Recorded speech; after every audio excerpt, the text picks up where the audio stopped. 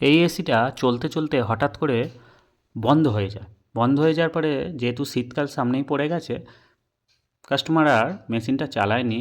Next ইয়ারের জন্য machine চালানোর আগে কাস্টমার আমাদেরকে কল করেছিল যে মেশিনটা কী হয়েছে একবার দেখে দেওয়ার জন্য।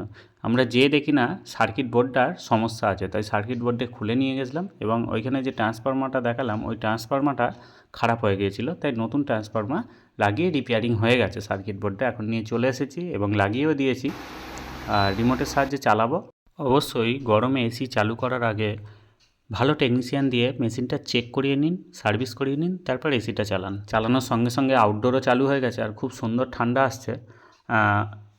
কয়েলেও বেশ সুন্দর চিল্ড রিটার্নটাও চলে এসেছে, মানে গ্যাসের আরে কোনো সমস্যা নেই।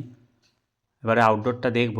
এই যে আউটডোরটা এইখানে আছে, সামনে প্রচণ্ড গাছের জন্য আউটডোরটার ওপরটা বেসটা নষ্ট হয়ে এসেছে। চলো ভালোভাবে সার্ভিস করে দেব, দিয়ে মেশিনটা চালু করে দেব। ভালো থাকুন, সুস্থ থাকুন, দেখা হবে নেক্সট ভিডিওতে।